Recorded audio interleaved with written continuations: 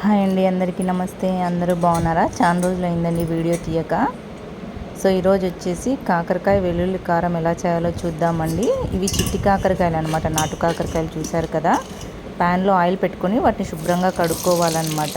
కడిగిన తర్వాత ఈ విధంగా ఆయిల్లో అనేది మనము డీప్ ఫ్రై లాగా చేసుకోవాలండి.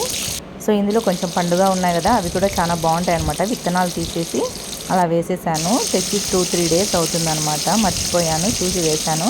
అవి వేగేటప్పుడు మనం ఇందులోకి వెల్లుల్లి కారం అండి ఎలా చేసుకునేది, ఎండుమిరపకాయలు అనమాట. అవి ఇలా పౌడర్ చేసుకున్నాము.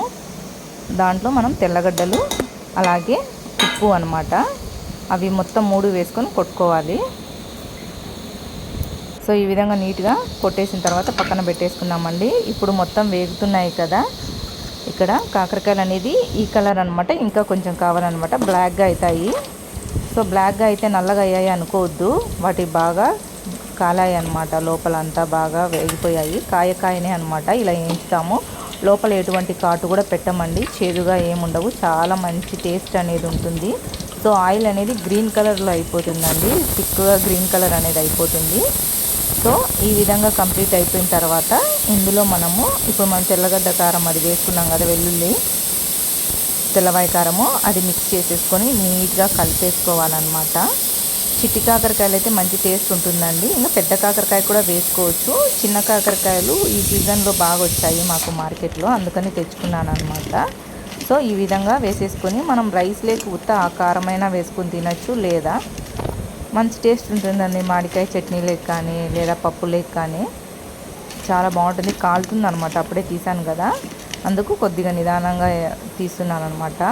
ఈ విధంగా కావాలండి, బ్లాక్ అయితే కాదు, మీకు అలా బ్లాక్గా కనిపిస్తుంది. బాగా వేగాలన్నమాట, ఆ మాత్రం రోస్ట్ ఖచ్చితంగా అవ్వాల్సిందే. అప్పుడు మాత్రమే పర్ఫెక్ట్గా లోపల కుక్ అయినట్టు తెలుస్తుంది మనకు. సో ఆ విధంగా వేగాలండి. వేగిన తర్వాత నీట్గా మనం రైస్ లేక కలుపుకొని తినచ్చు అనమాట. సో ముందుగా ఇంకొక రిక్వెస్ట్ అండి, వీడియో కనుక నచ్చితే అండి please like, share and subscribe అండి. అలాగే చాలామందిని సపోర్ట్ చేస్తున్నారు, మీ అందరికీ థ్యాంక్ యూ అండి. Thank you so much. చూస్తున్నారు కదా, ఈ విధంగా అనమాట సాఫ్ట్గా అయిపోతుంది అనమాట. లోపల అనేది టేస్ట్ అనేది బాగా ఉడికిపోయి చేదు అనేది ఏమి ఉండదండి, బాగుంటుంది. చిన్న కాకరకాయలు అయితే, పెద్ద కాకరకాయలు కూడా చాలా బాగుంటుంది అనమాట. సో అందరూ ఒకసారి ఖచ్చితంగా ట్రై చేయండి friends. Thank you so much.